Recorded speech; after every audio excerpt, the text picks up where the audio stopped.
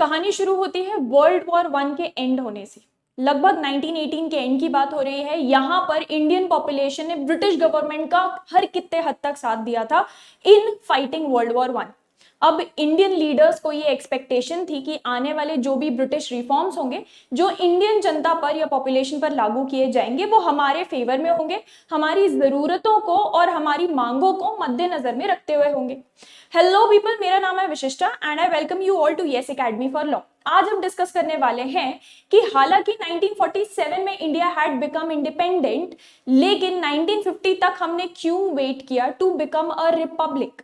क्योंकि अगर आपको जानते हैं और आपको पता है तो 26 जनवरी 1950 से हमने रिपब्लिक डे सेलिब्रेट करना स्टार्ट किया है। इसी सवाल का जवाब आज हम जानने वाले हैं और थोड़ा सा हिस्ट्री के बारे में बात करते हुए हम इस सवाल के जवाब पर आने वाले हैं।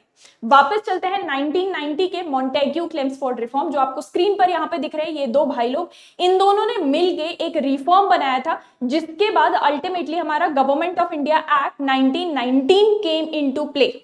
अच्छा, अब इस एक्ट के पहले या इस रिफॉर्म के आने से जस्ट पहले वर्ल्ड वॉर वन खत्म हुआ था, जिसमें इंडिया की पॉपुलेशन ने बहुत बड़े लेवल पर ब्रिटिश क्राउन या ब्रिटिश गवर्नमेंट का साथ दिया था वॉर को लड़ने में।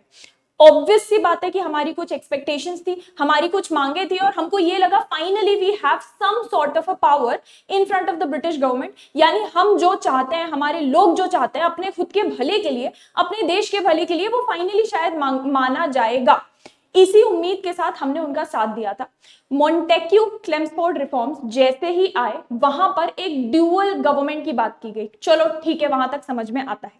ड्यूअल गवर्नमेंट यानी कि डायआर्की, यानी प्रोविंशियल लेवल पर। अच्छा, जैसे आज के डेट में सेंट्रल गवर्नमेंट और स्टेट गवर्नमेंट होती है, उस टाइम पे एक मेन या सेंट्रल गवर्नमेंट होती थी और प्रोविंसेस होते थे। तो प्रोविंशियल लेवल पर भी इंट्रोड्यूस किए गए थे सेल्फ गवर्निंग इंस्टीट्यूशंस। ठीक है, यहां तक भी बात ठीक है। इसके अंदर उन्होंने कुछ तिकड़म बिठाई और हमको ले दे के पावर से वापस बाहर कर दिया। उन्होंने क्या किया, इस रिफॉर्म के अंदर बेसिकली गवर्नमेंट के अंदर मिनिस्ट्रीज आती हैं, जो आज की डेट में भी उसी तरीके से मिनिस्ट्रीज एग्जिस्ट करती हैं, है ना। मिनिस्ट्रीज के अंदर डाले डिपार्टमेंट्स और इन डिपार्टमेंट्स को संभालने वाले जो थे उनका नाम था एग्जीक्यूटिव काउंसिलर्स। यहां तक भी बात ठीक है, चलो समझ में आता है। खेल यहां से शुरू होता है। ये एग्जीक्यूटिव काउंसलर्स, अगेन मैं वापस से एक्सप्लेन करती हूँ, मिनिस्ट्रीज के अंदर आते हैं डिपार्टमेंट के अंदर आते हैं एग्जीक्यूटिव काउंसलर्स। ठीक है, यहां तक बात ठीक है। इन एग्जीक्यूटिव काउंसलर्स को नॉमिनेट करेंगे गवर्नर, ये भी ठीक है। लेकिन governor is directly responsible to London only, not to the people of India. यहां पे आप खेल खेल रहे हैं, समझ रहे हो आप। मतलब लोग जो भी बोले उससे उनको कोई फर्क नहीं पड़ेगा। Government is only directly responsible या आंसरेबल टू अगेन लंदन, यानी कि ब्रिटिश गवर्नमेंट जो मेन वहां पर हेडक्वार्टर में बैठी हुई है। इंडिया से या इंडिया की जनता से कोई लेना देना नहीं है। अच्छा, और ये भी देखा गया कि गवर्नमेंट जो ये एग्जीक्यूटिव काउंसलर्स को नॉमिनेट कर रहे थे वो mostly, not all the time but mostly, maximum number of times they were all British. मतलब सीधा सीधा इंडियन रिप्रेजेंटेशन का पत्ता यहां पर वापस से काट दिया।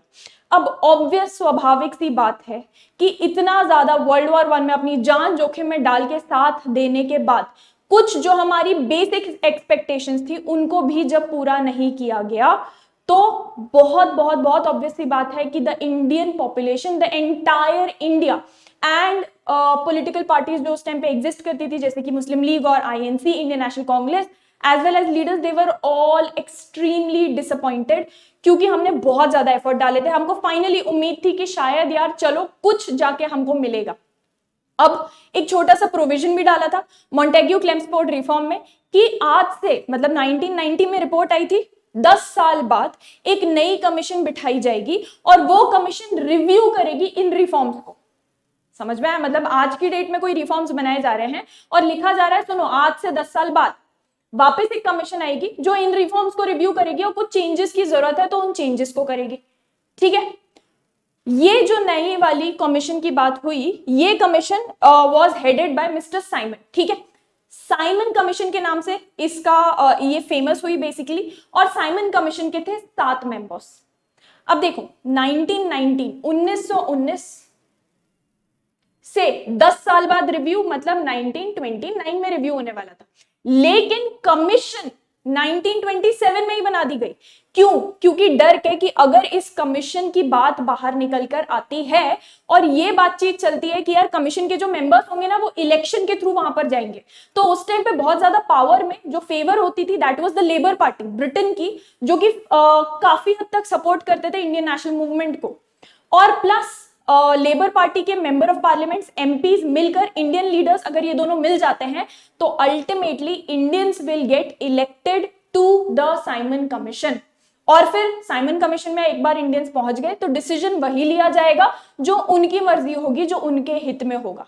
इस चीज से डर कर, समझ रहे हो आप, इस चीज से डर कर 2 साल पहले ही सुमड़ी में बिना बताए साइमन कमीशन बना दी गई, जिसमें 7 मेंबर, सातों के सातों British, not even a single Indian representative. आप समझो एक इतने बड़े देश के लिए जिसमें majority population, in fact the entire population was Indian originally, उनके लिए आप रिफॉर्म्स लेकर आ रहे हो, आप उनके लिए लॉ लेकर आ रहे हो, और उस लॉ को बनाने के लिए जो आपने कमीशन बनाई है उस कमीशन में एक भी इंडियन मेंबर ही नहीं है। Yes, that is what the Simon commission was. अब बचपन की हिस्ट्री लेसन्स याद करो, हिस्ट्री लेसन्स में हमने पढ़ा था Simon go back, Simon go back. यही साइमन कमीशन है which did not in fact go back. हम पढ़ते हैं साइमन गो बैक, बट हमको पता ही नहीं रहता कि भाई साइमन तो वापस गए ही नहीं। साइमन ने अपनी रिपोर्ट पेश की, अपनी रिपोर्ट सबमिट की, और as a result of that report only 1935 का गवर्नमेंट ऑफ इंडिया एक्ट बनकर सामने आया। अब ऑब्वियस सी बात है भाई कि साइमन कमीशन में भी एक भी इंडियन रिप्रेजेंटेटिव नहीं था, तो अब यहां पे एकदम चरम सीमा पर पहुंच चुका था हमारा इंटॉलरेंस कि भाई कहीं तो सुनो, कुछ तो सुनो। इतने टाइम से हमारे मॉडरेट्स जो थे वो दरख्वास्त लगा रहे थे, अलग अलग मूवमेंट्स कर रहे थे, और 1990 की याद करो जलियांवाला बाग इंसिडेंट भी हुआ था जिसमें जनरल डायर ने निहत्थे मासूमों को मारा था। उसके बाद भी अगर ये जुर्रत बच जाती है 10 साल बाद कि तुम एक भी रिप्रेजेंटेटिव ना रखो, तब तो जिसको गुस्सा ना आए मतलब वो इंसान नहीं है। अब हम इंसान हैं और हम इतने सालों से, 100 सालों से ज्यादा हो चुका था यार, दबे कुचले जी रहे थे। हमारा हो गया था कि भाई अब बहुत हो चुका, बस बहुत हुआ, अब नहीं चल पाएगा। तो इंडियन नेशनल कांग्रेस की मीटिंग हुई थी दिसंबर 1927 में, जिसमें इन्होंने डिसाइड किया था we will boycott the commission. Simon commission की जो भी रिपोर्ट है हम बॉयकॉट करेंगे।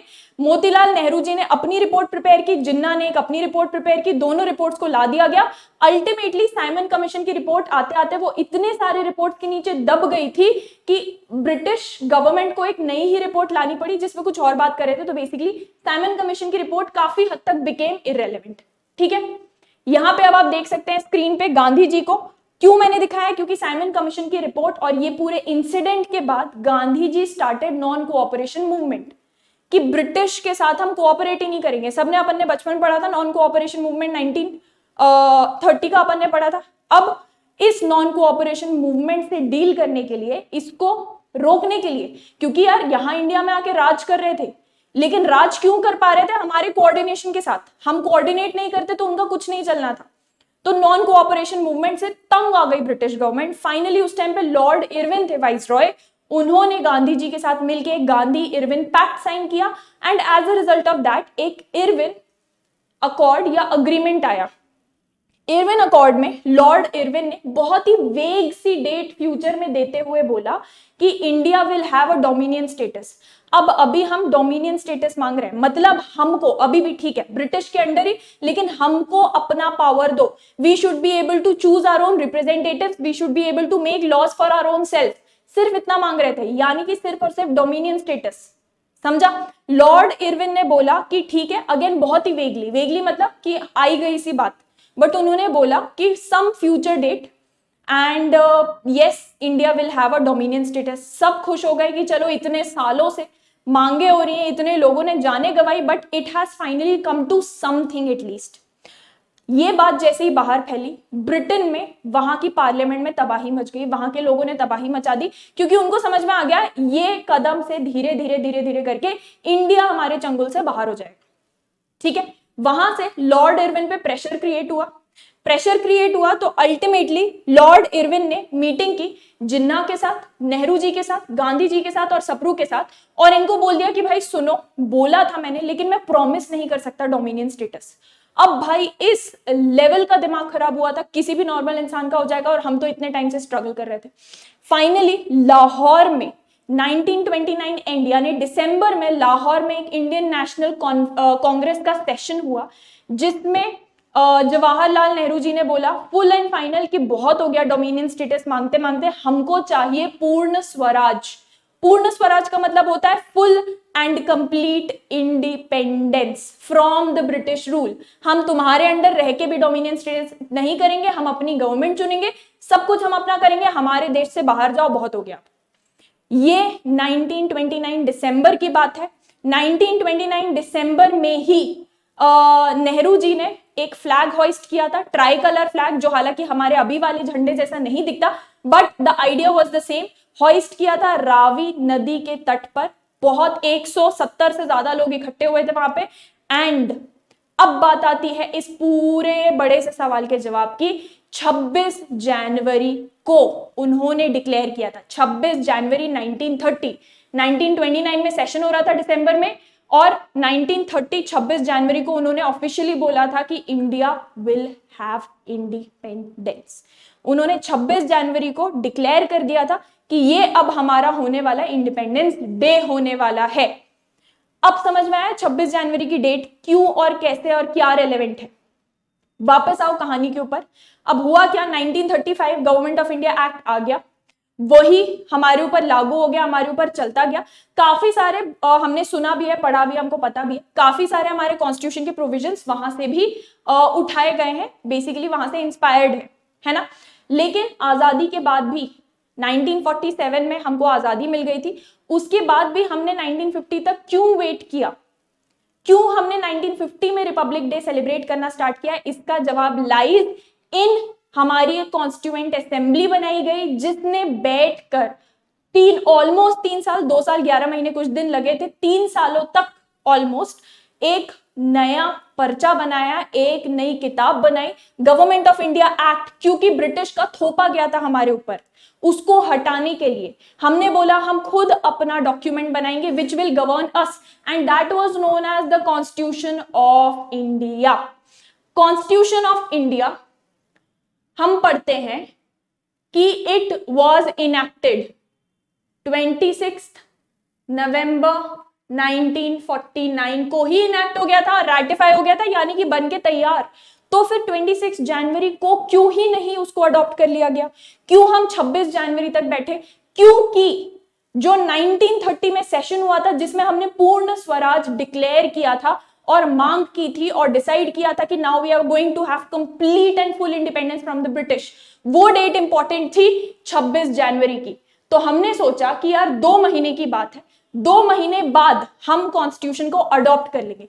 26 नवंबर को बन के तैयार हो गया था एंड अडॉप्ट हो गया था, लेकिन हमने डिसाइड किया 26 जनवरी 2 महीने बाद आ रहा है। It's a very very very important date for us for the reasons you now know. तो 26 जनवरी को हमने डिसाइड किया constitution will come into force. अच्छा, एक और इंटरेस्टिंग चीज आपको बताती हूं मैं, 26 नवंबर 1949 को ही कॉन्स्टिट्यूशन के कुछ कुछ इंपॉर्टेंट प्रोविजंस जैसे कि सिटीजनशिप वाले, that they had come into force already. तो 26 नवंबर को ऑलरेडी कॉन्स्टिट्यूशन थोड़ा बहुत काम करना स्टार्ट कर दिया था, लेकिन officially we adopted it and it came into force on 26 जनवरी 1950 एंड हेंस 26 जनवरी 1950 से we started celebrating our republic day. इसी तरीके के और इंटरेस्टिंग एंड जानकारी वाले वीडियोस के लिए you can subscribe to our YouTube channel yes academy for law. Thank you for joining me in today's session. I hope you enjoyed and you had fun. This is Vishishta signing off.